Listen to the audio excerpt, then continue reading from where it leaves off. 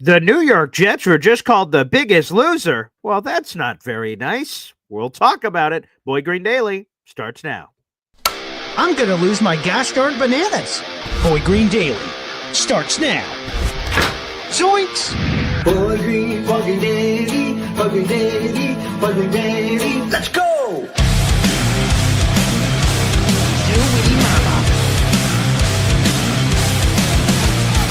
Put your seatbelts on. Get ready for the ride. We're the freaking New York Jets, so we're built for this shit.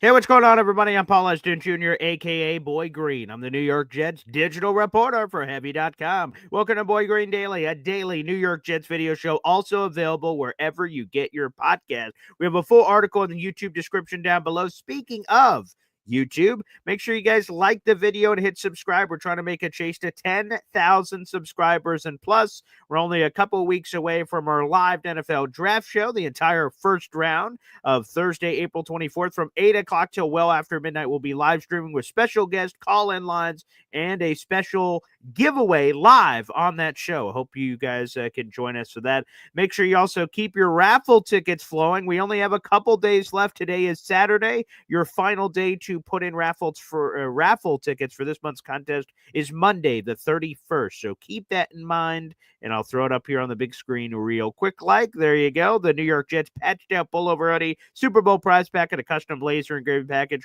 One lucky person will win all of these wonderful prizes. We'll be revealing who that winner is on Tuesday, April 1st, and then we'll be immediately announcing our next month's giveaway, which we already have ready to roll.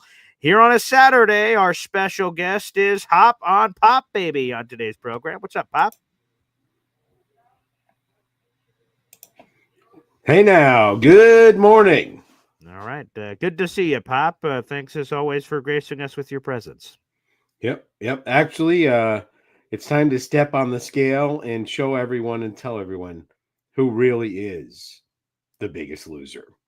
Yeah, I used to really enjoy that show, but the Jets actually being called the biggest loser is incredibly offensive, and it comes from The Athletic. Again, we have a full article in the YouTube description down below. Austin Mock of The Athletic categorized the Jets as the biggest loser after what was deemed a $116 million free agency fallout. He highlighted the losses of wide receiver Devante Adams, who went to the Rams on a 2-year deal for $46 million. Quarterback DJ Reed, 3-year deal, $48 million to the Detroit Lions, and offensive tackle Morgan Moses, 3-year deal, $24 million to New England Patriots. And here's his blurb that he wanted to share.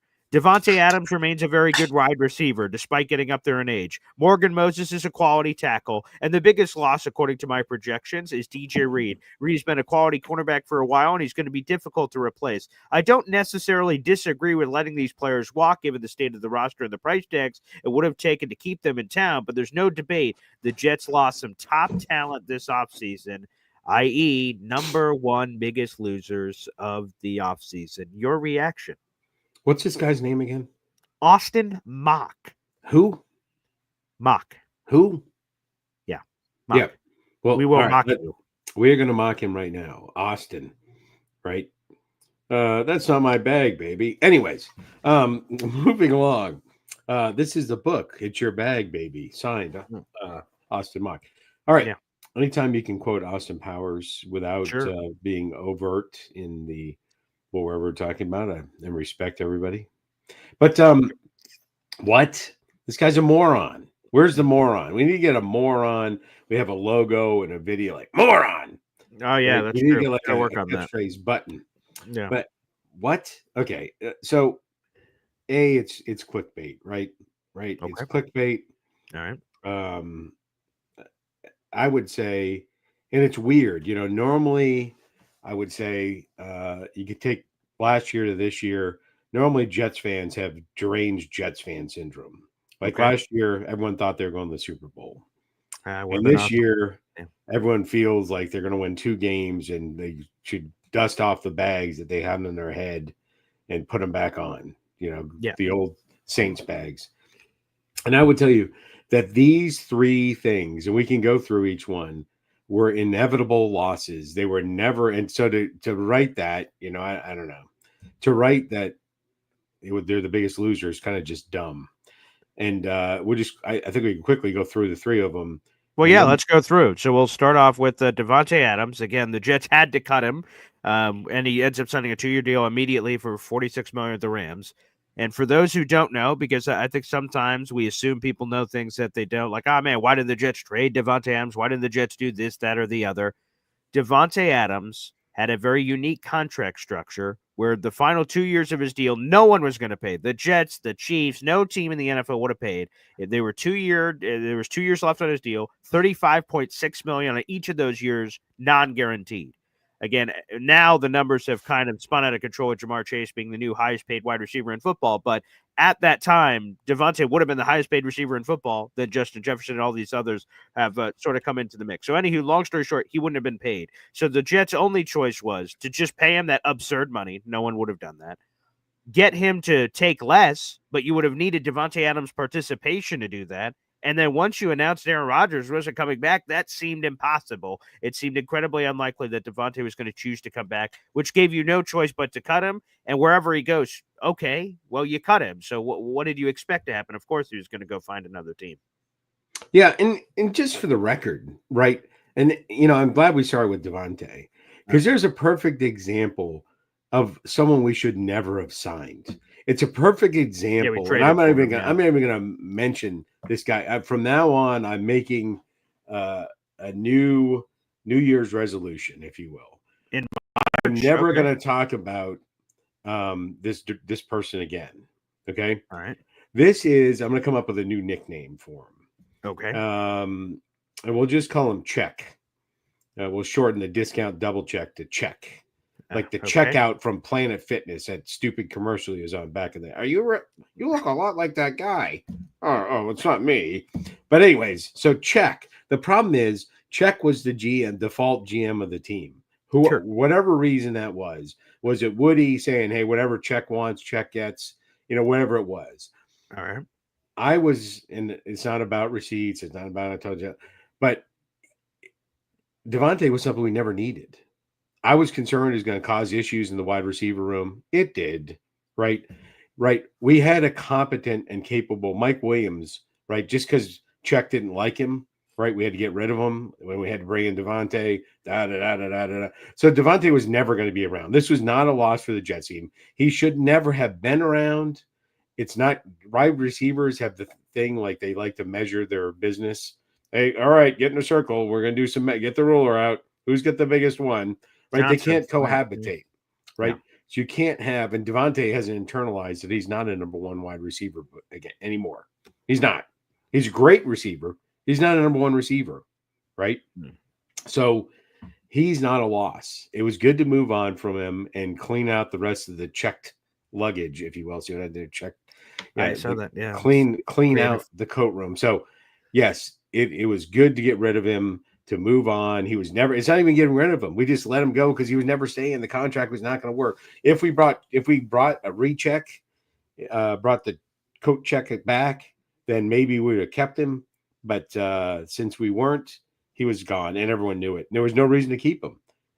Now, there is inevitably going to be Jet fans when Devante Adams blows it up because he's playing alongside Puka Nacua in L.A. Matthew Stafford's going to be throwing the ball all over the barnyard.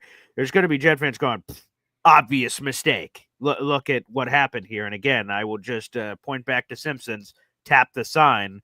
Folks, Devante was never going to stay here based on the original construction of his contract. You could say at the time the Jets should have totally reworked his contract the moment they traded for him, and then maybe a different reality exists, but they didn't. So it is what it is. They were all in on last year, and the all-in flopped, obviously. Yeah, go ahead. Yeah, and this team this year was never going to be what the team last year aspired to be, right? So the team last year apparently, they wanted to be an 80-20 passing team. Like that's what they wanted. I guess. Apparently. By the number, by the output of the running game, by the percentage of play calling, that's what they wanted. Well, that's not what this team is going to be. And so that there's even if Devante's contract was serviceable That's not what they want, right? You wrote an article yesterday that of the type of player they need to go get either in the draft and or through free agency. I I agree. believe Yes. that wide receiver. I can't remember what his name is off the top of my head. It's okay. Most people can't remember his name in general, but yeah, the thing I'm searching for is a vertical speed element. I That's feel right. like that is lacking in this wide receiver room. That's correct. Right. Stretch the field. That's what they Mhm. need. Right. And so, yes, can Devante stretch the field? Yes. But yeah, really looking for that stretch the field kind of runner with looking for the younger vein. So Devante was never, so he's not a loss, and he should never been anything with the Jets. Good enough. Let's move on. So that's that take him off the board. It's not a loss. Yeah, I want to go out of order to my article, but the other name I want to bring up is Morgan Moses, who received a 3-year deal from the New England Patriots for $24 million. Again, I'm not hiding from this. I'm not changing history. Did I want Morgan Moses back? Unequivocally. I think he's a great leader. He's fought through all kinds of crazy injuries. I got to do an interview with someone that covered Morgan Moses when he came over here the first time around a couple years ago, with someone that broke the Morgan Moses to Jets news story. And I got to talk to him, and he talked to all kinds of cool stories about Morgan Moses creating this private gym in his house that had all kinds of the latest technologies to keep him healthy and do all these. And I was like, wow, look at this guy going to unbelievable levels. He's a leader, everything. I wanted Morgan Moses back. But when I saw the deal he got from the Patriots, I went, enjoy it, pal. 3-year deal for $24 million for a 34-year-old that unfortunately has been unable to stay healthy the last 2 seasons, which seems to indicate the arrow is going in the wrong direction. As much as I love the guy, if we reverse this and the Jets signed Morgan Moses to a 3-year for $24 million, I'd be like, oh God, that would be the reaction I'd be having on the show based on that deal. So for that one, yes, we don't currently have a great answer at right tackle, although I think we have a better answer than people think, but we could talk about that later perhaps. But Morgan Moses signing that kind of crazy deal, I'm kind of like, okay, if the Patriots have money to blow, and obviously they did, and they're throwing it around at people, I can't blame Morgan for taking the bag, but I also don't blame the Jets for trying to match that or go crazy. Yeah, I'm willing. I agree with you slightly. This is the one that I think hurts the most. Interesting. Okay. I would tell you that that price tag of $8 million per. If you had looked at it a different way, I don't think it's that rich. I think if you went and looked at the average starting salary for offensive linemen, it is that is maybe middle of the pack money at $8 million a season. Now, I wouldn't have given a 34-year-old offensive lineman any guaranteed 3-year deal. It might have been one of those weird 3-year deals that was we were totally in control of.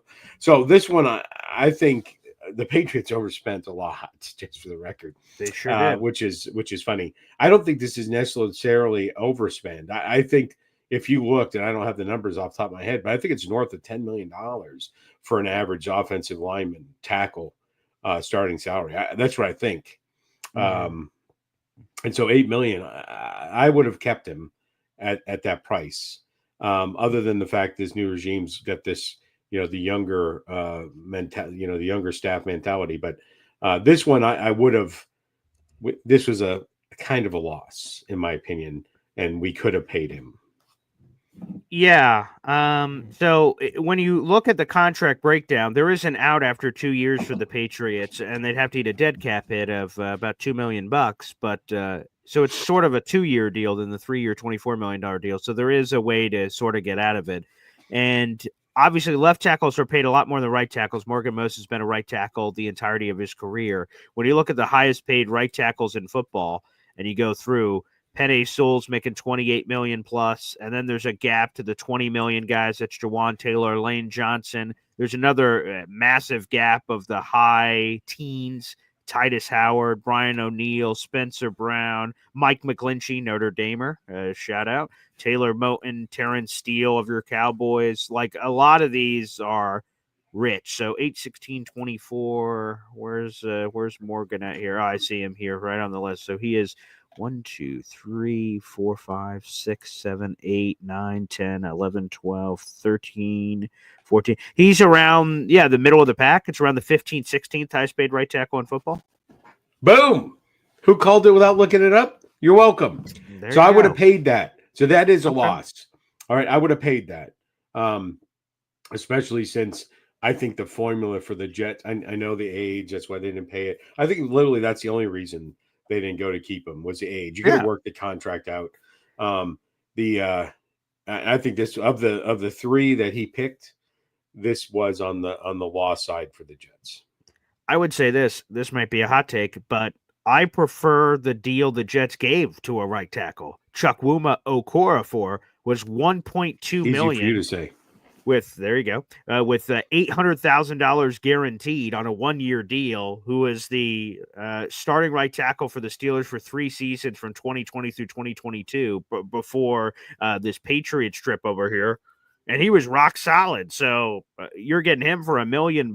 And the reason why you're getting him for $1 million is the very obtuse situation, ironically enough, in New England, where they asked him to play left tackle and he was a right tackle. So I'm kind of really cool with the risk versus reward with that signing. Obviously, he's not going to be the only right tackle they had this offseason. So I'm sort of intrigued by that one.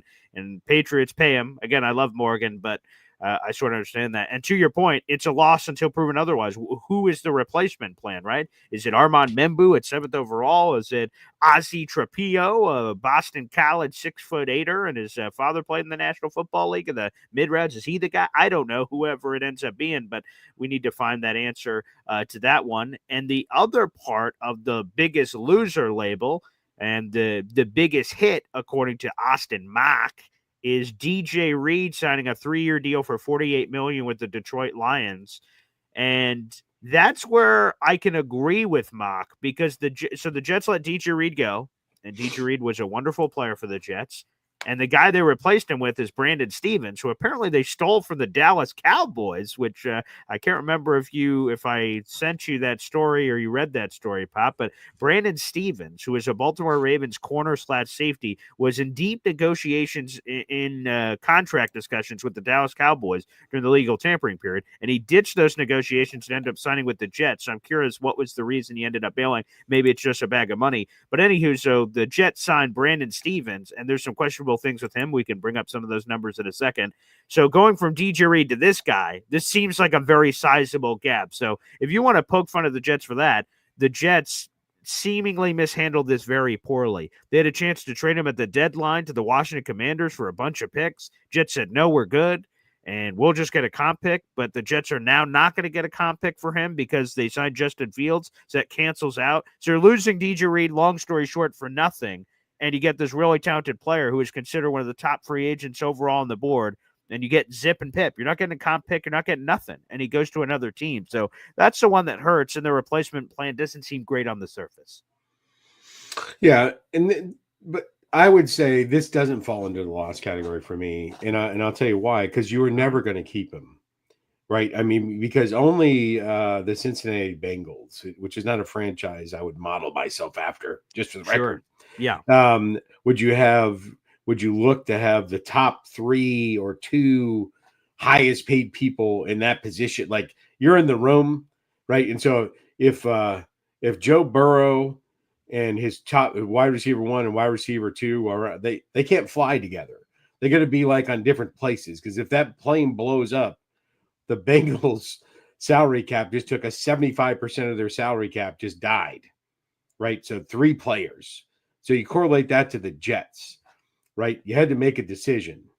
Are we going to keep Sauce Gardner? I would tell you, letting DJ Reed, either you're dumb or you have some other designs, or you're going to keep Sauce Gardner. You got to let DJ Reed go, right? Because the other cornerback in the room, right, who's was and is the highest paid Jets cornerback on the salary cap roster there, you're paying him already. So what does that look like? You have the top 3 highest paid quarterbacks in the league, and the New York Jets in the secondary room. That doesn't make any sense. DJ Reed was always going to leave. Now, should they have traded him to get some picks? Yes, they should have. Right, because I guess Joe Douglas thought, no, we're going to turn this around. We're going to turn this around. I need DJ Reed. He's this really good player. Obviously, that didn't work out. But actually, I think it's your Morgan Moses thing, Uno reverse card. When you look at the highest paid corners of football, DJ Reed's middle of the pack. He's at 15th. And if you look down just a few shekels, there's Brandon Stevens, the guy they just signed, who's only so if DJ Reed's at 15, Brandon Stevens is at 18. So the gap isn't that big. I would have agreed with you if someone put a gun to my head and said before free agency, Paul, are the Jets going to invest big money at corner? DJ Reed, anybody else? And I would have said no to everything you just said. Michael Carter II is the highest paid nickel defender in football, and Sauce Gardner inevitably is going to get a big bag. So, okay, let's go cheapo there. We'll reinvest resources at other places. But the Jets didn't. They immediately signed Brandon Stevens to a 3-year deal for $36 million, $12 million per. So they invested significant resources there. And apparently they were in a bidding war with the New England Patriots for Carlton Davis, who got $20 million per year, even more than DJ Reed got. Apparently they were in that conversation, according to NFL insider Mike Silver. So if you were, some people have argued this, we haven't talked about this level of it on the show, but if you are going to be in those waters and you're going to pay a guy, why not just pay your own guy? And it ended up being cheaper than Carlton, obviously more expensive than Brandon Stevens, and DJ Reed has a better resume than Brandon Stevens. So that's the full circle thing that it feels like a loss because they actually invested significant money at corner. If they didn't, I'd agree with you, but they did. It was just another guy. Yeah, right. Using that, looking at the holistic picture was why I was saying DJ Reed. Yeah, it doesn't make a lot of sense to me letting him go to pay, right, someone with an inferior resume to save a couple bucks. That does not compute. Right. Yeah, So, that doesn't. So here but again, that's the most legitimate part of Austin Mock's. The rest of it, I think, is trash. The most legitimate part is the swap at corner. That I'm like, okay, this guy sort of has a case because here are some of the numbers on DJ Reed. DJ Reed is allowed less than 1.1 yards per coverage snap, the average for an outside corner in 4 consecutive seasons per Next Gen Stats. He was labeled as the best corner available in free agency. And then you go to this Brandon Stevens fella who they bring in.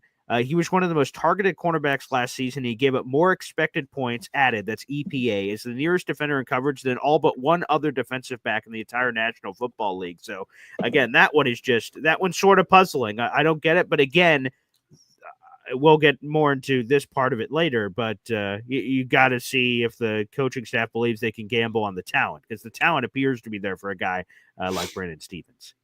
Yeah. So, but yeah, biggest losers, definitely not. Definitely not.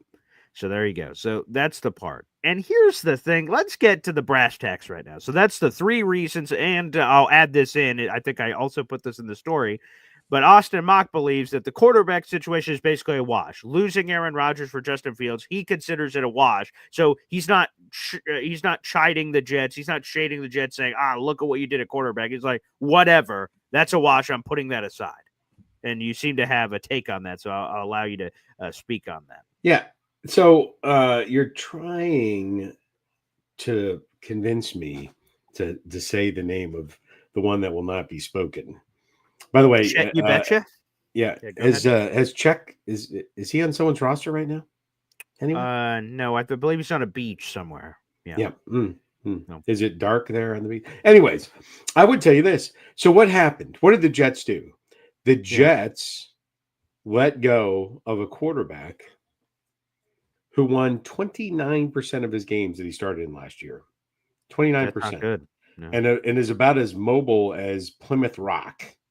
Okay. Wow. Shout out to Plymouth, Boston, Red Sox. Salute. Is about as mobile as Plymouth Rock. And what do they get? They got a young up-and-comer that won 67% of the games he started last year, which is greater than 29%. I do believe that. Yeah. Brings is mobile. Now, anybody, I think Moss is more mobile than discount check Plymouth Rock.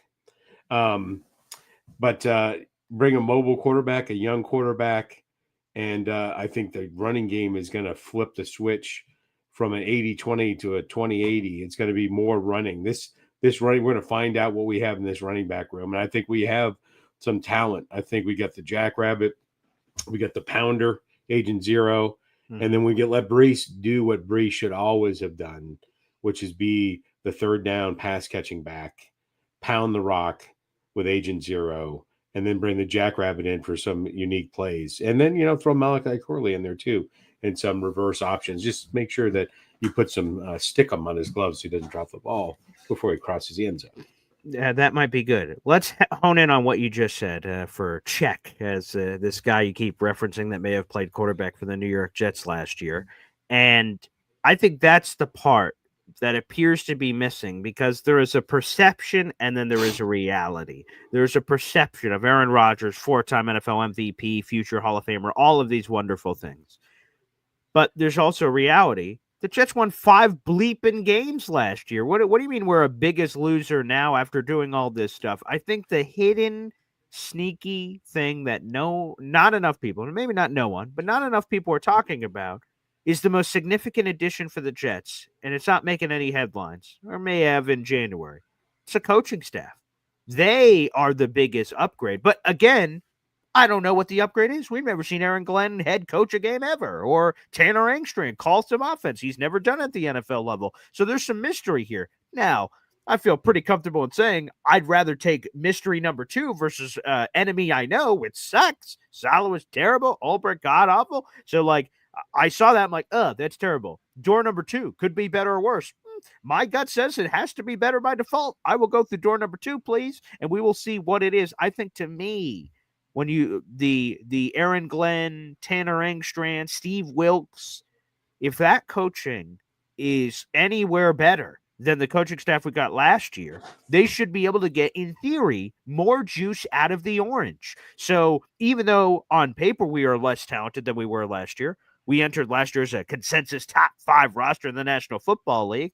Well, I guess we had 1 for every win that we had last season, which was 5. So if we have the coaching staff significantly better and they can get more juice out of the orange, maybe the Jets can win more games despite having lack of talent because they could be a better team. Maybe that's the secret sauce that no one's talking about for whatever this Jets team can be in 2025.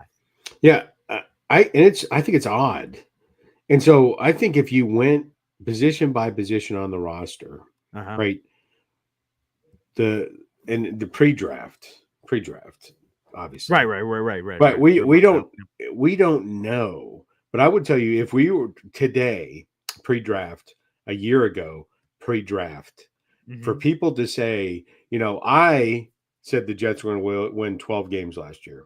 That you can run the tape back, right? Yeah. I was on the lower side of the average win predictor, right? People were 12 plus wins for the Jets. Oh yeah, baby. Now it's what, 5.5? Is that what the Vegas? That's the right Vegas now? line, right? The only 2 teams that are worse are the Cleveland Browns and New York Giants, who are projected at 4.5.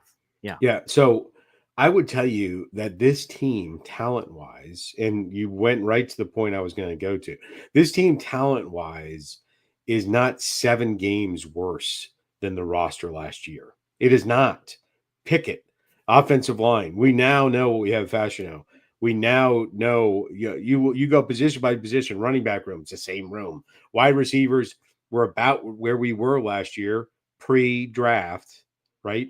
So I think it's interesting. But the biggest difference that's going to make sure that it's not a 7-game worse team is the coaching, right? Because it can't be worse than the coaching, right? Hackett is gone, Solid, Ulbrich, all those people, all good people. God bless them all. I wish them well in their future as they cross the Rainbow Bridge. But but we got to be better.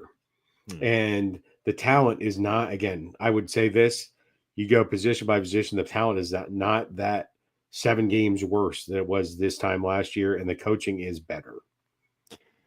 Yeah, Darren Mucci is the general manager of your New York Jets, has put a lot of pressure on himself to fill the remaining holes to the draft. Now, everyone, in theory, wants to. The goal, the aspiration is to fill the holes on your roster through the draft. Why? It's cheap labor, man. They're rookie control contracts. It's a lot cheaper to pay one of these youngsters coming out than it is a savvy veteran. But the difference is the savvy veteran, in theory, you know what it is. That's not always the case. Look at Jets free agents past as an example. But also, you're relying on these young kids to come in and try to save the day. The Jets have significant holes on this roster. Right tackle, defensive tackle, wide receiver, Tight end. They need another starting safety. What's the future of one Quincy Williams? We talked about that yesterday on the show. So who's the other off-ball linebacker next to Jamin Sherwood if anything happens with Quincy? So there's some significant pieces here. The Jets have 8 picks in the 2025 NFL draft. A first, a second, a third, a fourth, 2 fifths, 2 sixths. That's the collection of treasure trove of picks that the New York Jets have at their disposal. But there's a lot of pressure on Mucci to start hitting some home runs, hitting some dingers, as the kids say, to fill out these holes. And that's pretty risky in your first draft saying, no worries, I'll come up with 4 or 5 starters. Easier said than done. Yeah, I think we're going to go back and look, and we talked about this before. Every position coach, so you have the position coaches, and then you have their boss, which is the coordinators, right? Everyone goes, and we'll just take Tyler Conklin for a minute, right? Okay. And you're like, okay, here's our tight end room, right? Here's where we project the big pieces, all the puzzle. They break down the puzzle, right? Yep. We're going to spend our 3rd round draft pick, just making shit up. 3rd round draft pick on a tight end. This is who we believe would be available at 3rd round. This is how they fit into the salary cap. This is the talent level, the grade that we have given them, not from the Madden rating. This we've asked Woody's great grandchild, who hasn't even born yet, their input. But anyways, we know where we're at. And by the way, we're satisfied with this 3rd round draft pick. Talent wise is comparable to Tyler Conklin, and this kid we're going to pay $869,000 a year, and we're going to save that $2 million, and we're going to reinvest it over here. That puzzle exists somewhere on Jets Drive, and you got to trust them. You got to trust the process, position by position. There are some, specifically the Brandon Steven things that's odd. There's got to be a reason for it.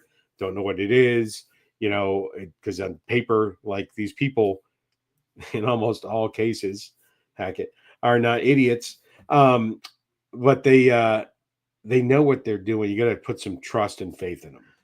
And that's where I'm at. So, like, for instance, there are signings I love. Andre Sisco, nailed it, baby. Bullseye. Okay. I don't give predictions. I give spoiler alerts on this show. I told you Andre Sisco was the perfect guy for the Jets, and that would be the ideal fit at safety, and they signed Andre Sisco. I love that move. That one makes a lot of sense for all the reasons I've talked about previously. Ball hawk. Yeah, 100%. A name that doesn't quite fit the bill, at least on paper for me, obviously, is Brandon Stephens, who we just mentioned. But at the same point, Aaron Glenn has forgot more about the cornerback position than I will ever know, despite playing a little corner in high school. Aaron Glenn has played at the NFL level for 15 years and was one of the best corners in Jets franchise history. Yeah, I think he knows a thing or two about the corner position. So if he saw something on tape of Brandon Stephens, says, hey, I think he's here and I could get him to here, then again, to your point, blindly trust that I think AG's going to, I think he probably knows a thing or two about that. I think he can figure that out. Not everything is a guarantee to work, but that's another great example. You have 2 of your 3 corners that you feel great about, and then Brandon Stephens coming in, you're like, yeah, I like the traits here. I think I can take it to another level. Okay. So that's going to have to be some of the evaluation process on some of these signings. I think Brandon Stephens, for a lot of Jet fans, was the most curious of all the signings so far. Justin Fields, a lot of people got behind. Andre Sisco, local guy, Syracuse, former Jet season ticket holder, easy to rally around. Stephens is the questionable one, but again, he plays the same position as Aaron Glenn played. I think I'm going to trust that to go further. I know some Jet fans won't. They want to see it to believe it, and that's up to each and every one of you that are out there. By the way, a shout out to the 400 people that are in the room. Like the video, hit subscribe, baby. And again, you guys are running out of time to submit your raffle tickets in for the next couple of days. Today is Saturday. We've got Saturday, today, Sunday, tomorrow, and then on Monday, the 31st. Those are your last 3 days. Or 2.5 rather, to submit all your raffle tickets in for our contest. On the scrolling ticker, you can see our top 5 leaderboard of who has gifted so far the most this month. And again, we continue to salute our number 1 Austrian Jet fan, and we're thinking about you, pal. And throw this up on the big board again: a New York Jets patched out pullover hoodie, custom laser engraving Jets Boy Green gift package, and a Super Bowl prize pack, baby. All of that is available for one lucky person. Again, we will announce that officially on Tuesday, April Fool's Day. We'll reveal who that winner is. Tuesday. Yeah. By the way, April 1st, 1893 was the birth of the Chief Petty Officer. If you didn't know that, now you know. Okay. Chief Petty Officer. United States Navy, greatest rank in the military. All right. Yeah, I would tell you the steal of hopefully what I'm going to say is going to be voided. But I would tell you the steal of free agency is Andre Jordan Cisco. That and I hope it's only overshadowed by Justin Fields. But Of course. shy of that, I would tell you Andre Jordan Cisco is going to be special. And look for exciting things. By the way, do you know where he was born? Andre Cisco, know where he was born? It's Long Island, right? Queens, New York. Very close, there you go. very close. Oh, very beautiful. close. Okay. Homegrown. By the way, Dave Briga appreciated that. I appreciated the military history shout out there, Dave Briga. Yes. Absolutely. All right, Pop. Absolutely. Is there anything else you want to get off your chest before we get to the phone lines? Yeah, I would like to clarify something I said. I believe that we have, and I am similar thought to Boy Green on his take on quarterbacks. Only for me, it's the running backs. You always draft a running back. You always draft I don't always draft a quarterback, unlike Boy Green, but I always draft a running back. Interesting. So I want to make sure that running back room. So my take was that use the running back room, do a running back by committee, make it a two-headed monster with the third head being the jackrabbit. I did say that Breece Hall used a third bound. My point to that is, if you want to pound the rock, I don't hand it to Breece Hall so he can fold like a used lawn chair, as we saw him do numerous times. Wow. Okay. But he is more than a third down back. However, he's not, a top flight NFL running back. I said it before, I'll say it again. A lot of people are like, he's in the top 3 running backs in the league. Yeah, no, he's not. I would be surprised, though. So you've laid out your plan if you were the coach of how you handle the running back room. I'd be surprised if they dole it out that way, that Braylon ends up being this beast of a guy. Not that I question Braylon. I question whether or not the coaches would do it and say, yeah, Breece, hit the sack, pal. You're having this specific smaller role. I think Breece is going to be the bell cow, relatively the main straw that stirs the drink. I think everyone's going to get involved, but I think Breece is going to have the majority of the rock. That's how I foresee it. Yeah, and I think it's a mistake because it didn't work. I think this is a potential combo, and for the hatred that will come from using this, right? You can go to the Giants, the Thunder and Lightning. You could go to Felix Jones and Marion the Barbarian, right? Those people shared it was almost equivalent, right? Glendale White, Chris Johnson. Yeah, no, but there's a good yin yang thing there, and I think the Jets would benefit from, especially so. As I said before, we were crazy pass happy last year, and flipping that around to hopefully a more balanced or leaning the running way. It's going to lean the run. I would assume that'd be my gut. Which, by the way, everyone I talked to in the Jets building and everywhere else said it's going to be. They told me, and they could lie, I guess, but they said it was going to be a more run-heavy team last year, and I'm like, great, that's good news. That could build play action, hopefully, which we saw none of last year. I'm like, wow, this is going to be great.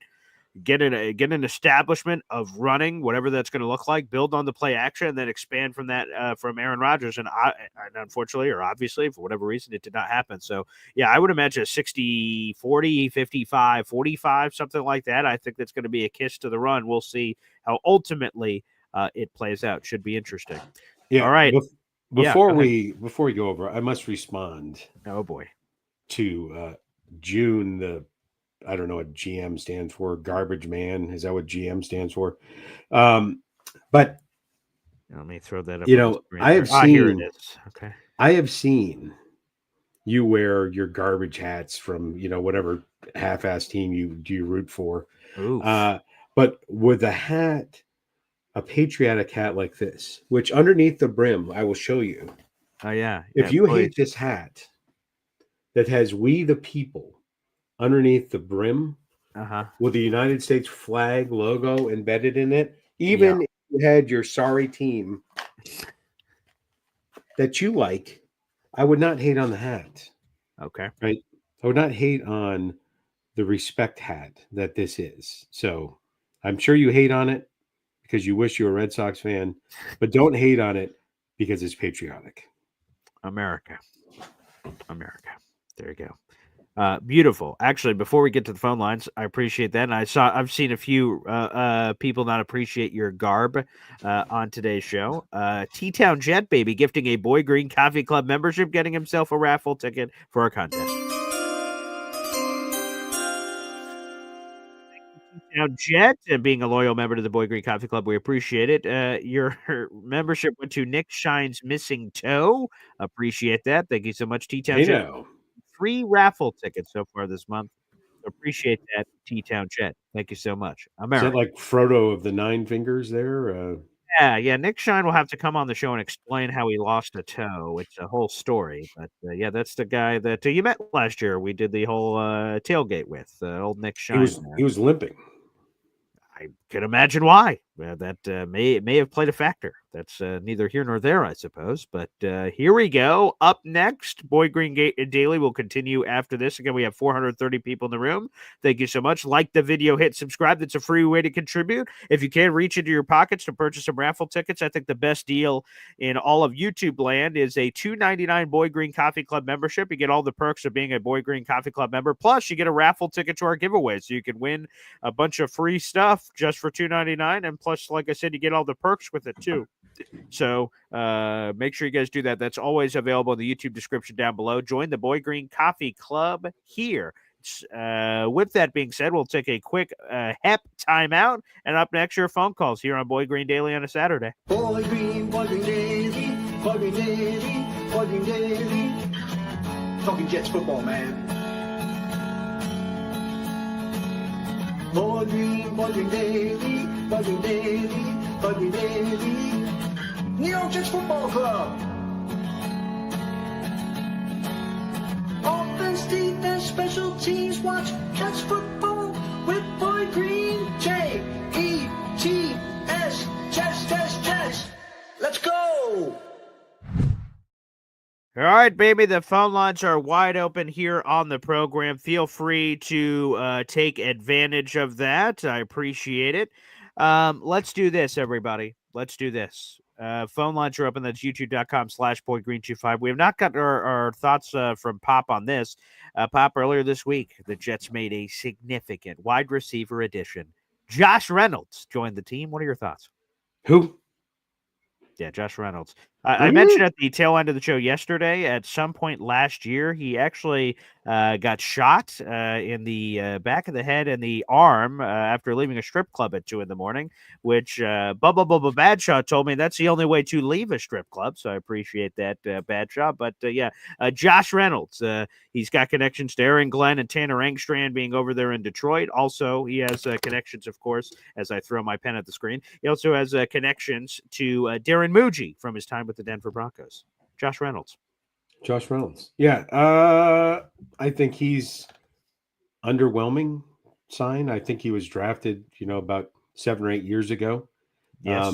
Frankly, he's going to be on the edge of acceptability for Aaron Glenn in the age category there. But it's interesting. I don't know a lot about him. But I don't think, statistically speaking, he's a ball of fire. But here it is. He's played in 116 games, 55 starts. Yep. About half the games, 233 catches. So he's averaging, yeah. Well, here's the nugget. I'll add this. We haven't talked about this on the show because I saw it from Rich Cimini. Basically, his numbers now in Lazard's are eerily similar by almost every measure. Lazard's a little taller. Lazard stands in at 6'5". Reynolds is 6'3". But all their statistics are basically the same, and they basically have the same MO as they're supposed to be somewhat decent run blockers. So some people have said maybe this is the Lazard straight-up replacement.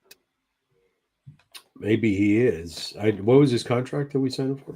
1-year deal, maximum value of $5 million, about $2.75 million guaranteed. So he's not just a camp body; he's legitimately going to be on the roster with that contract. So he will be 100% on the 53-man roster. If he's not, something went horrifically wrong, I guess. Yeah, well, he's a fraction of Lazard's paycheck, right? That is true. So, and maybe the Jets decide to still cut Lazard. If they wait till June 2nd, they'll save $11 million on the cap this year if they wait till June 2nd to release him from the roster. Yeah, and I don't know. I don't really have a feeling one way or another about Lazard. He drops passes. He did, I think, wasn't he near the top, if not the top, of receiving touchdowns last year for the Jets? He was certainly finished near the top of the Jets, and then for a brief period of time, he was among the league leaders in touchdown receptions in the entire National Football League. Right. And then he missed, a hand-packed, He had some weird chest injury or something. Yeah, breasticle injury. And I guess really the Josh Reynolds, formula. I did listen to your show when we talked about the signing, and Woody everywhere was not that fond of him. But I think it goes back. It's more of Aaron Glenn must have some relationship to him because pre-Denver, right? He was a Detroit Lion, and the last year of any substance that he, brought the boys to the yard with his milkshake was back in 2023.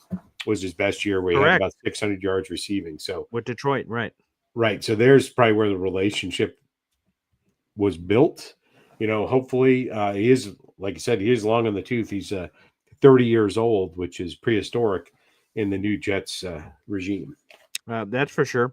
All right, without further ado, I've delayed far enough. Let's go to the phone lines.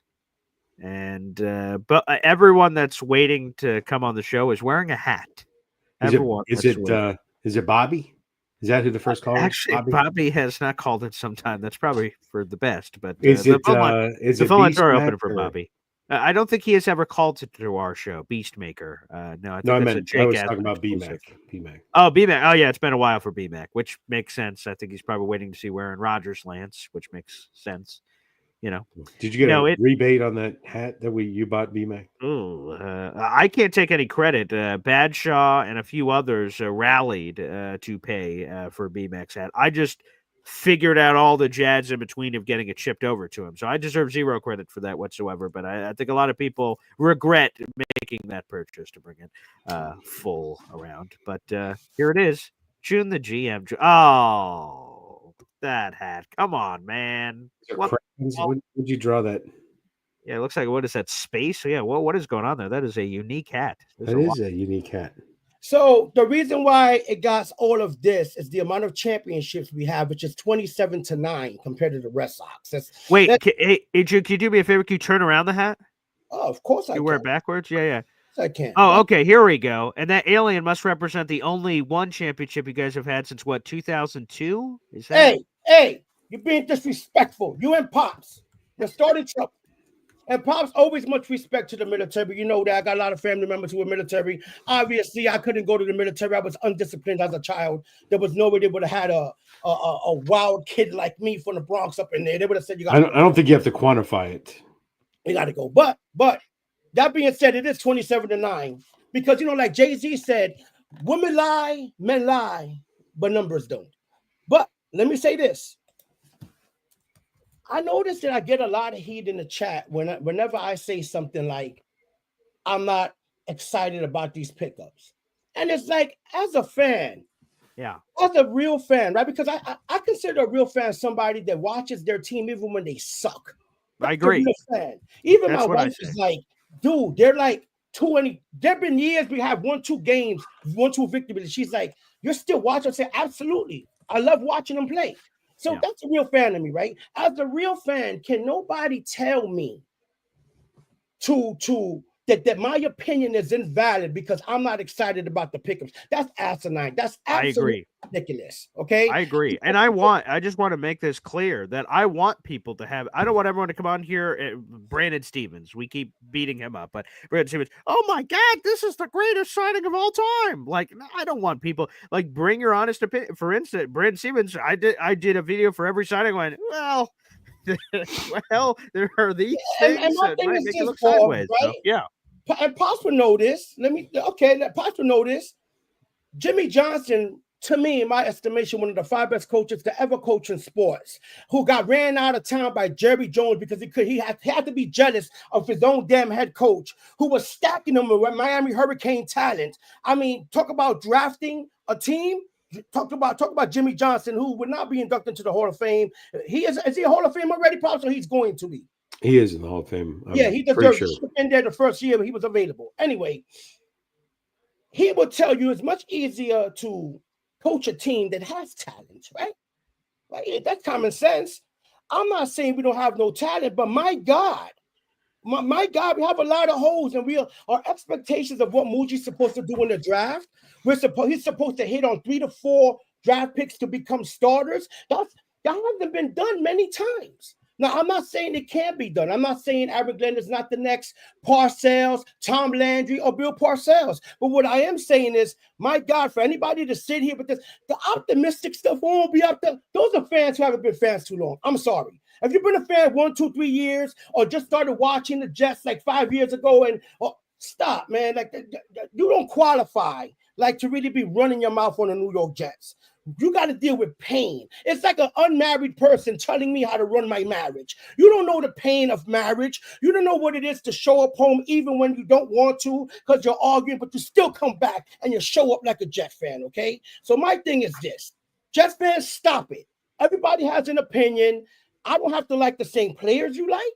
I don't like the same play calling you like. It's called being a fan. But if you sit here and tell me that you're excited about this offseason so far, you obviously don't watch football and don't really like the New York Jets because nobody wants these type of only good player, in my opinion, is Cisco the safety. That's it.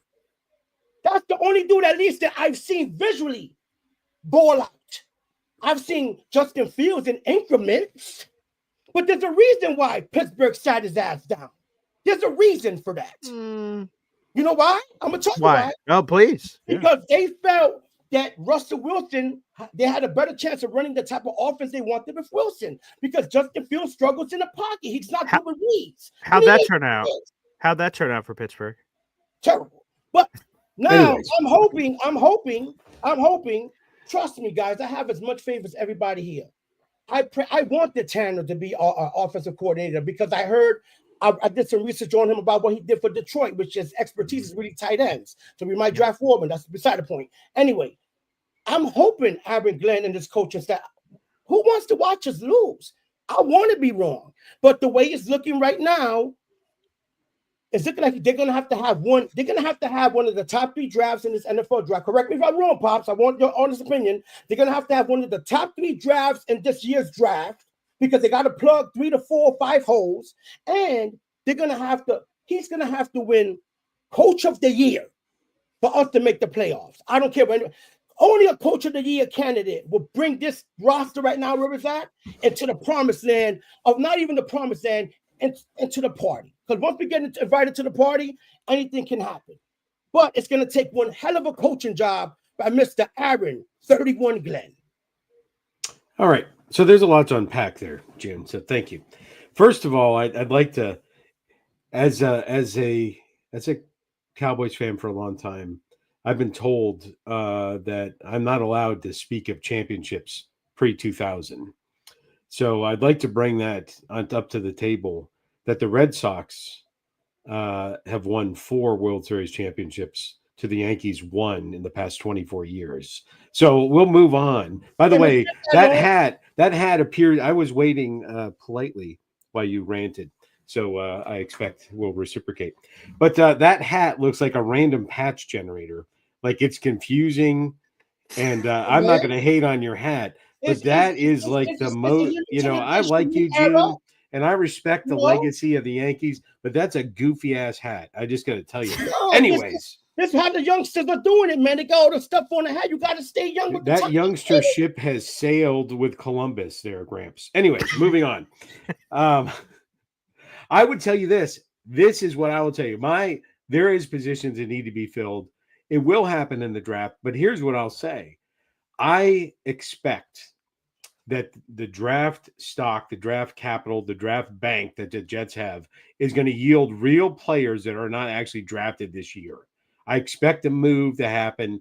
I expect, let's just say, they trade out of the 7th spot and they get a second rounder and player X to fill one of these many spots that we have. I expect that is, I do not believe that it's their philosophy or thought that they're going to plug the defensive tackle, the wide receiver, the tight end. All that's not going to happen through the draft. It is going to happen through transactions that occur because of the draft.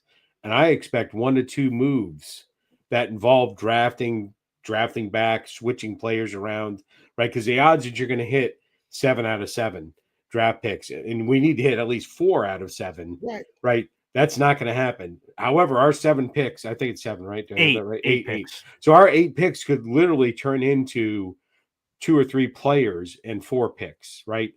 And that's what the board I think is going to look like. They're going to do some wheeling and dealing. Do you agree though that we have to have a really, really solid draft? Absolutely. And I would tell you that shy of like last year, I would tell you the Jets had a very solid draft grade last year. And I would say for the most part, it played out there. You don't hit, all of them, and there's some that the chapter's not been written yet. Malachi Corley, I think we all believe was going to bring more to the yard than he did. And why is that? Right? Did he go on Hackett Island or whatever it is, that he was hated on, because route running is not, it's not a Bernoullian equation, right? It's not a law of thermodynamics. You bring him out to the field and you have the kid run till he drops every day until he figures out the route tree. And then you get Jimmy John, your 12th string quarterback, throwing him balls every day until he can't catch anymore. And then you know what? No, that guy can run a route tree after that. So we're not talking about it. So they didn't do that. Why? Who knows why? Yeah, they didn't develop him. So I think there's more to come on the Malachi Corley story, however. I pray we utilize. I mean, he looked good on that sweep.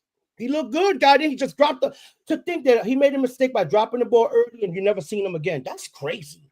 They should have got him out there right away. Good coaches get him out there right away. They don't do the Patino and leave their best player sitting on the bench for 5 minutes left in the game.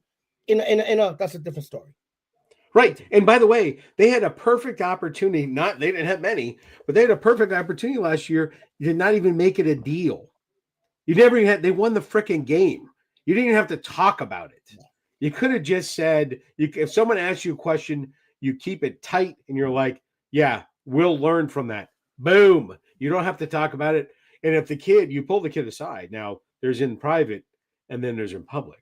You pull that kid aside and you ream him 12 ways to Sunday. You make him carry around a ball, including to bedtime for the next week. But you don't talk crap about him in front of the media. You keep it in-house, right? And when you don't, right, because again, they won. Like that should never have even been a thing. We won 5 games last year. If you notice, Santa did that a lot. Later, kind of like he did it to Aaron Rodgers early in the game. Not to bring him up again, but he did that too. Like, where's Aaron Rodgers? Oh, I don't know. He's supposed to be here. What are you doing, bro? You're giving the New York media takes a little bit and forget it. You in the front cover like this. Aaron's acting up. It's you got to be you got to act like Glenn. That's one thing so far I love about our boy Glenn. He's not playing none of that. He's checking that at the door. Chill out. That's not what I said. Next question. So let's see. But keep it tight.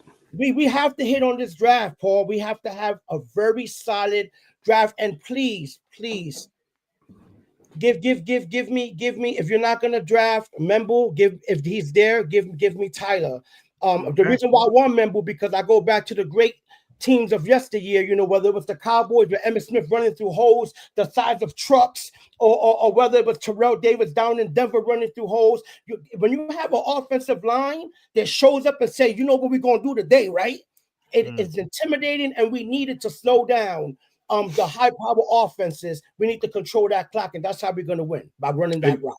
You put that in the box. If you want to go look at something, look at the second half of the second Cowboys-Buffalo Super Bowl.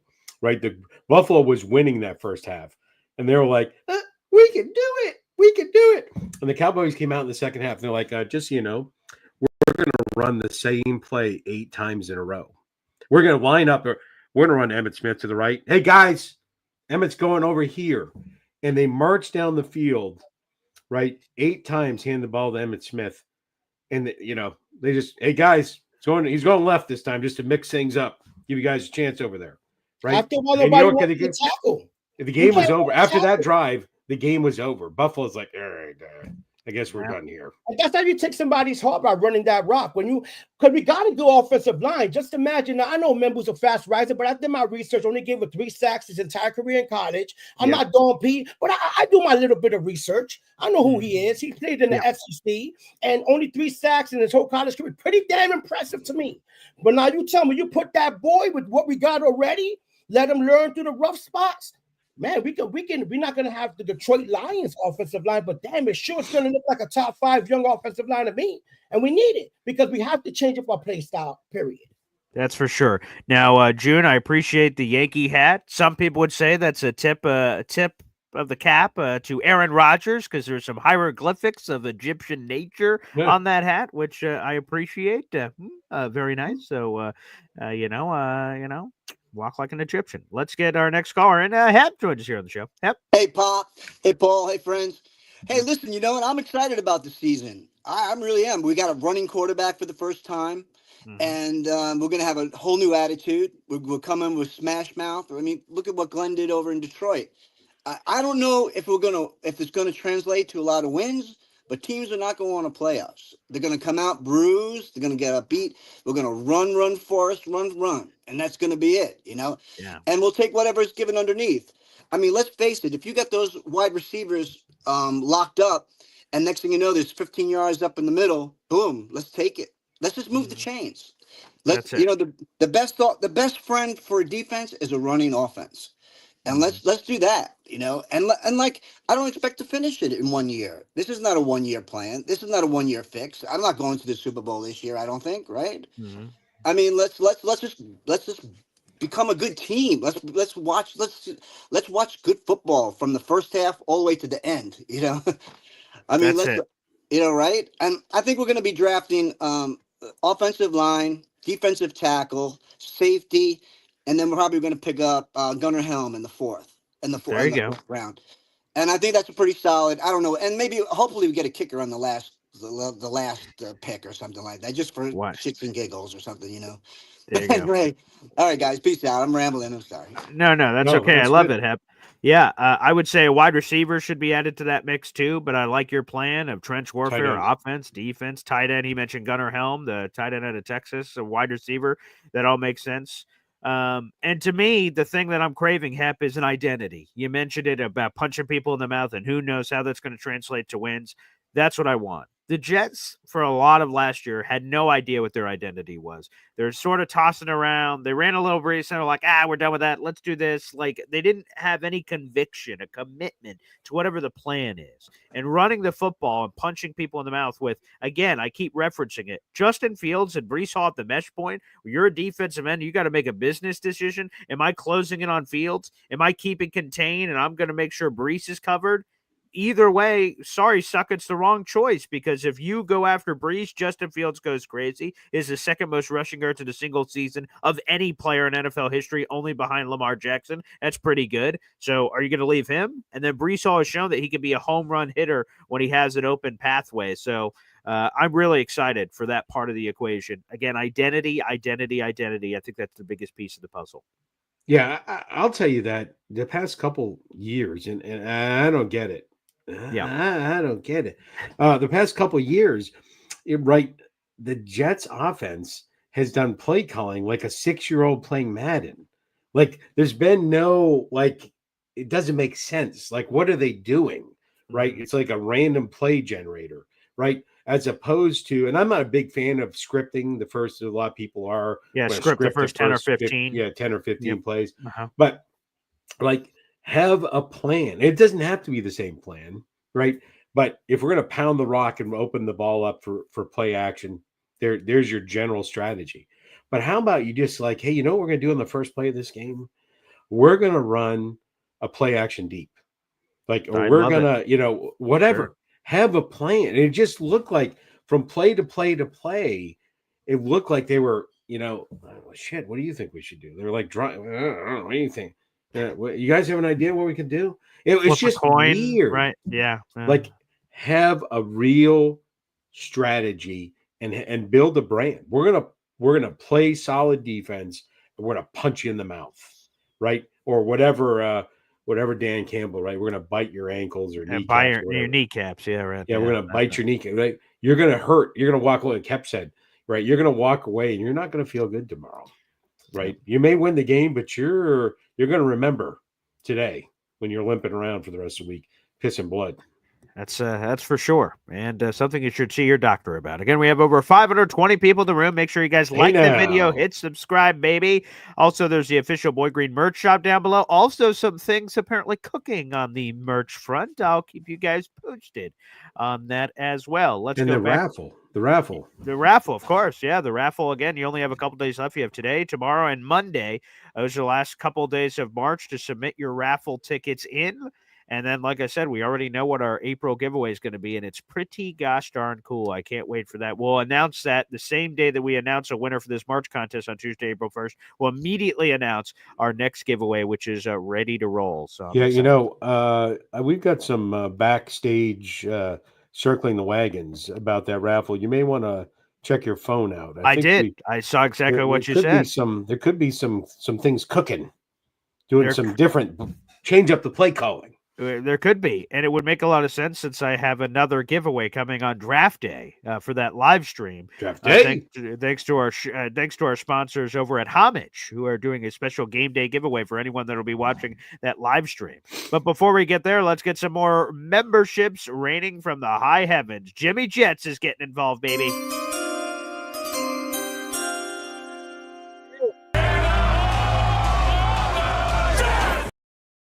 Let's read the 5 new members to the Boy Green Coffee Club. Again, shout out to Jimmy Jets, baby, Kaiser Rev, Dicker the Kicker, Brandon McNeely, Sunny85, and Justin for Ocho. You guys are all now members of the Boy Green Coffee Club. Jared B., our moderator in the chat, just dropped the invite Discord link.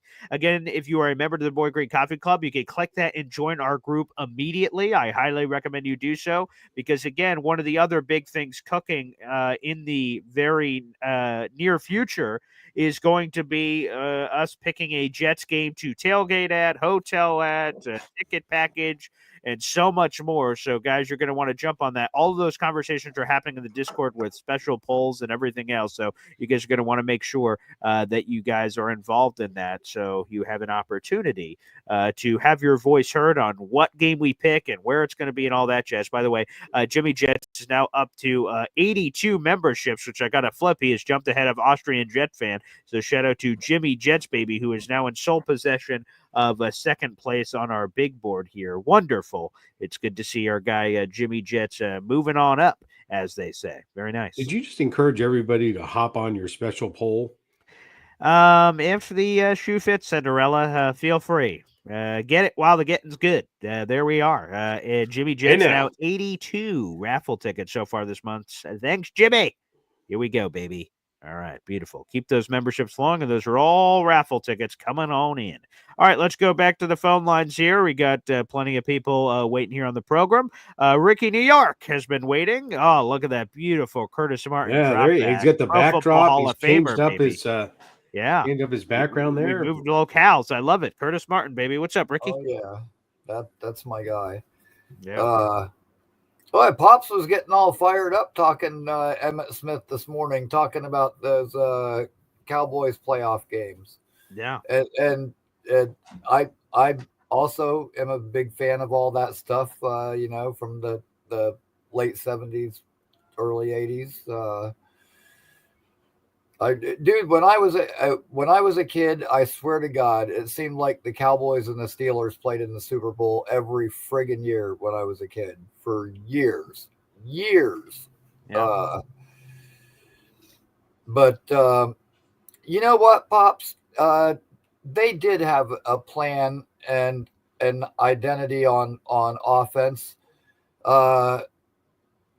We just never really got to see it, which, don't get me wrong, Hackett offense, it's simplistic, it's antiquated, there was nothing exciting about it, but we couldn't even see what that plan looked like because, 2 or 3 plays into that plan, our best chance to win was checking out of the plays and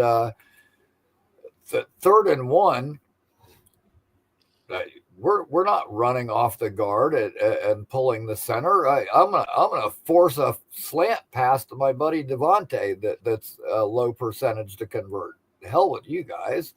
Oh man, like I'm getting so tired of that narrative. Like, why they say they want to win? Why do we get rid of Rodgers? He was our best chance to win. Well, then why the fuck didn't we? We won more games with Zach Wilson than we won with him. Like, I mean, I'm tired of people crying about him leaving. If they could have trusted him not to check out of plays and to do what he's done, and unfortunately, that's his stick. That's his thing. And I think as he's declined physically, this is what he's morphed into is, I might not be able to beat him with my body, but I can beat him with my mind and I'll outthink him.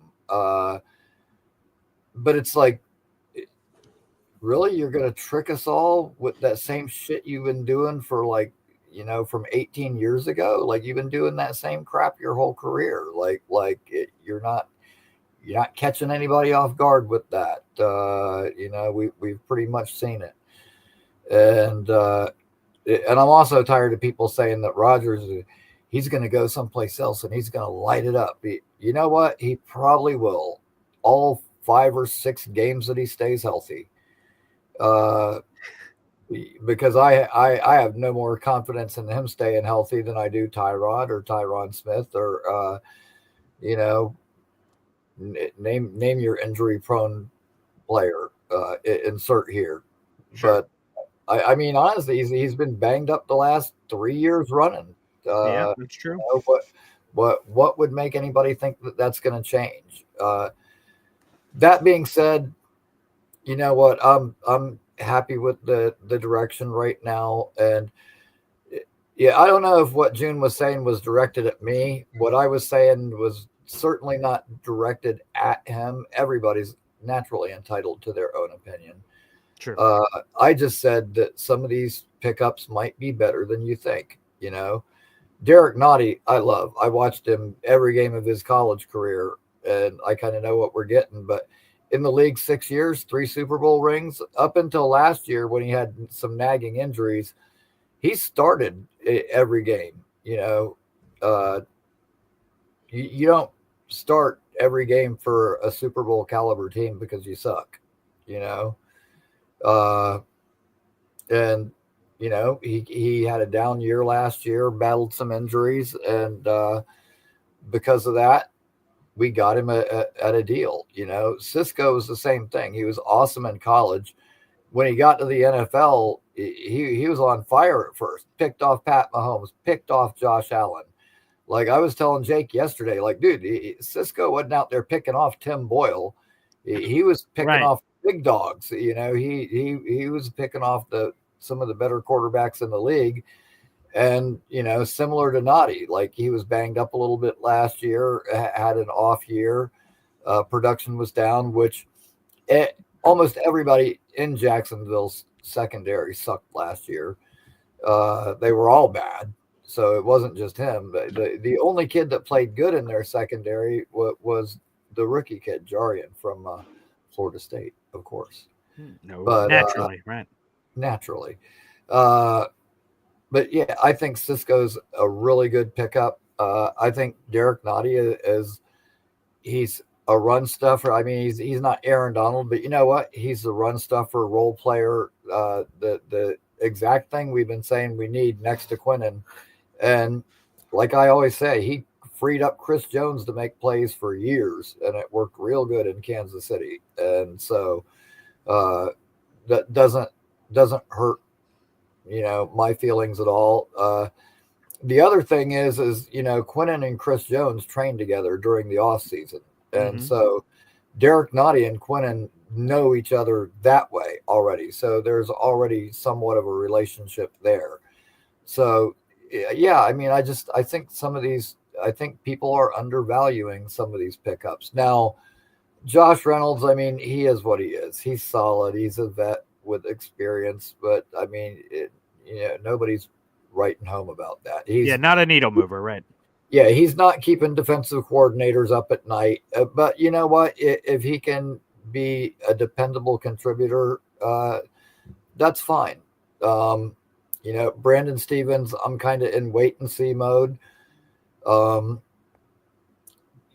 you know what? I'm also kind of excited about Stone Smart. I think there's some untapped potential there that could turn out to be better than we think. Other than that, some of the other signings, yeah, maybe, they're not blowing the roof off the place, but those guys are going to be backups and role players. And let's be honest, some of them are probably camp bodies. Very possible. We can't throw every pickup under the microscope, but I like it, and all right. I said yesterday, we haven't made the big splash. We haven't gotten the big name that everybody's waiting for. Well, sorry, folks. We haven't gotten the Tyron Smith, Hassan Reddick this year. Boo-hoo. We're just getting good, solid football players, and we're building it the right way. And, I get it. You're not used to it, but get used to it.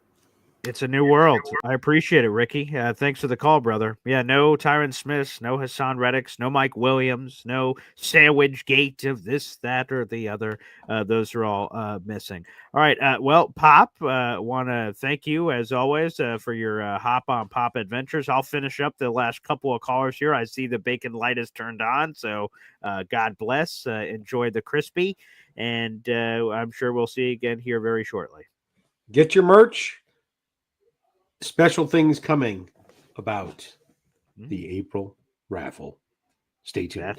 That there is, yes. I think you guys are really going to enjoy it. Thank you. Salute to Hop on Pop. I think you guys are going to really enjoy what is cooking in that April raffle. Your super chats and more coming up next. So let's go back to the phone lines. Philium, FL Phil 98, graces us with his presence. What's up, Philium? Good morning, Paul. Sorry I missed Pop. My regards to Pop. Yeah, I just wanted to jump on because it's like what I think is missing a little bit is the adults are in charge. Okay, we've had this ridiculous man-child with his freaking chain around his neck trying to win a Super Bowl and making a mess of things. This mess didn't happen overnight, and they're trying to clean it up, and I don't think you can do it in 1 year. And part of that is you're trying to make decisions about age and dollars at the same time. So, a perfect example is, right tackle, right?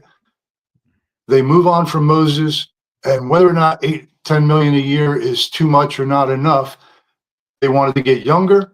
And that's a position that whether they think they can draft it or they can kind of backfill it, they got a pretty good line. Can they stuff a guy in there and have some depth and get through this year at right tackle? And maybe that's a priority pick next year. Maybe that's a trade that can happen at some point. There's not a lot of guys out there, obviously. So, we can't fix everything all at once. And I think that they're trying to be as responsible as they can with the cap space to have money to sign a couple of guys that they deem necessary. And of course, Wilson would probably be the number one priority. All right. They also want to keep that space in case a deal comes along. Right. I agree with Pop and a few others I've heard say this, that, we may have a big trade either just before or just after this draft. Right. And they might want to have some capital to work with. All right. The last thing I want to say is that it's really easy to say we like this guy. He's our guy. Right. We want to keep this guy. We want to keep this guy. We want to keep our homegrown talent. We hate losing guys and getting nothing in return. And those are all valid feelings, but those are feelings. All right. You have to stay within the guidelines of the salary cap. All right. I don't want to be preachy. I'm saying that I don't think we understand, most guys don't really understand the restrictions of the salary cap and how difficult it is to keep your core guys, sign the free agent that you need, have the money when your quarterback comes off of his rookie deal, if you're ever lucky enough to get that franchise guy, or how much money you need for a quarterback in free agency. It's really hard not to blow up the salary cap and screw yourself for years to come, as we have done. All right. Just real quick, the salary cap versus this year, everybody keeps saying the cap went up so much. All right. It's $279 million. All right.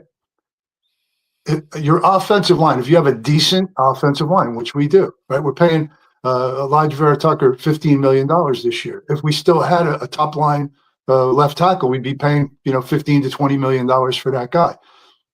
If you have just a decent offensive line, there's $50 million. Okay. If you got one frontline receiver, one decent number two, your wide receiver room, $50 million. Okay. If you got a couple of good pass rushers, an edge, a good defensive lineman, your defensive line, $50 million. Okay. These, and I'm just throwing decent numbers here. All right. Yeah. All right. Your defensive backs, if you got a number one that you got to pay and you got to backfill with a number two, 25 and 15 is $40 million. Okay.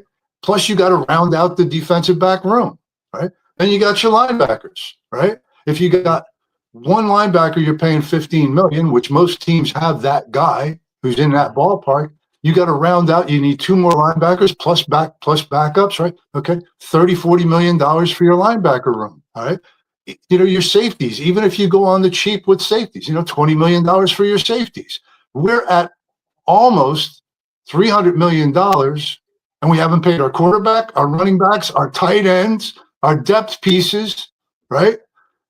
That's why you do, first of all, have to be creative with how you structure contracts. That's why they do the games that they play.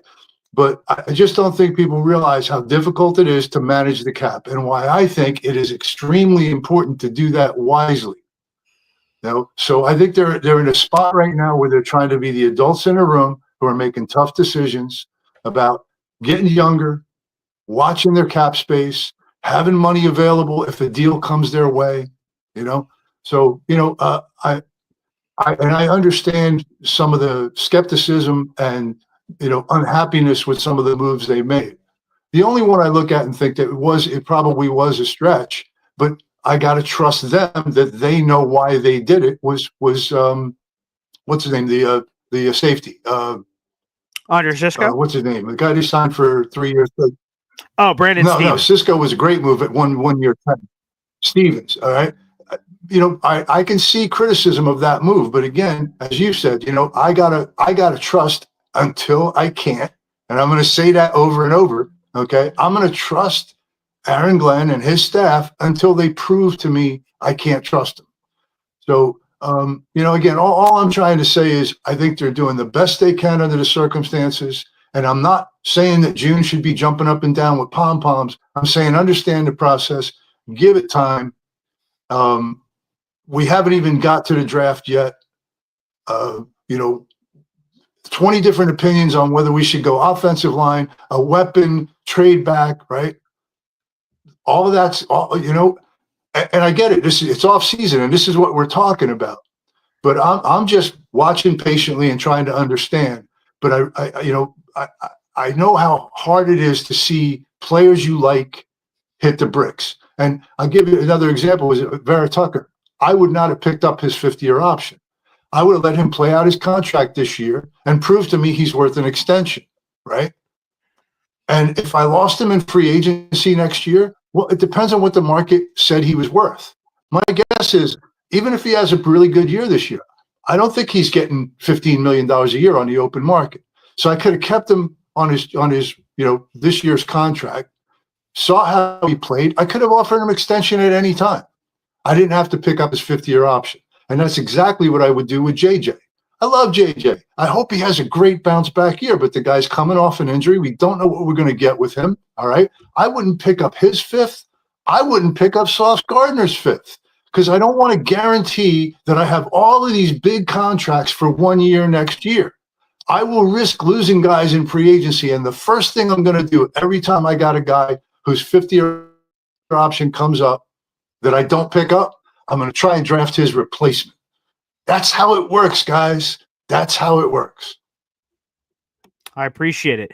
FL Phil 98, I'd give you more back and forth, but I sense that we have a bit of a delay for whatever reason in your household. So I didn't want to give you any back and forth to mess up the call. So I wanted you to get out all your points.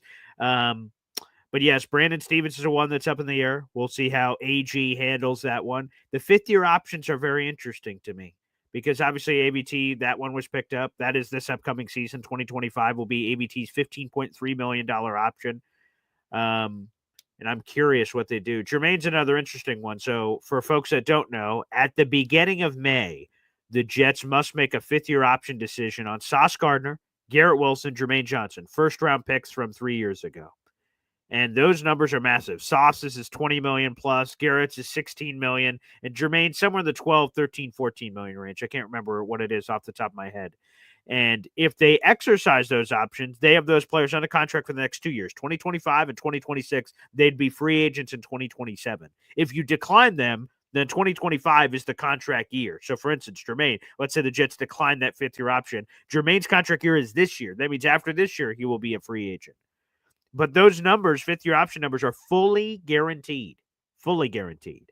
And those are massive numbers in 2026, as FL Phil 98 indicated, which are, again, can be large numbers to absorb. Let's get some super chats and memberships. We also got more phone calls to get to. DNY for life, $5 super chat, baby. You love to see it. Wow. DNY for life with his previous super chat combinations. Let me give an updated, total here for AKA DNY for life, AKA Devin here. He has 26 raffle tickets now based on his prior super chat contributions. Thank you so much. Ricky dropping big facts, 12-5 season coming. I see the vision. Hey now, sign me the hell up for that. I would be tied with the most wins the Jets have ever had in a single season ever. 1998. That'd be amazing. Travis Preheim has re-signed. Speaking of contract extensions, we just got one here with Travis Preheim, baby. 11 raffle tickets for our contest this month. Appreciate you, Travis. God bless. Thank you. Thank you kindly, sir. Hit the re-sign button. You guys can rejoin because, again, for those who don't know, you guys, when you are either gifted a membership or what have you, you have to make sure that you rejoin each month. So keep that in mind. And sometimes it can be a recurring payment, but it's only $2.99 a month, baby. All right, let's go back to the phone lines here. It looks like we're going to get some breakfast. Easy. What's up, Easy? And the Rolling Stones? There's a breakfast action happening, perhaps. I already ate, so we're good. I was thinking...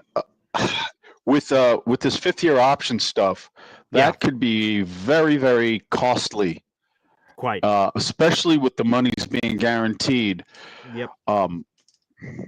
My question is, do a lot of teams talk to the agents now and actually tell them, look, we're not going to pick up the fifth year, but what we want to do is we want to negotiate a nice 3 or 4 year deal right now, so that we can get everything extended out so we know what we're playing with the next 3 to 4 years, so we keep our best players so we can put together a winning team so that these guys are happy that they get deep into the playoffs every year.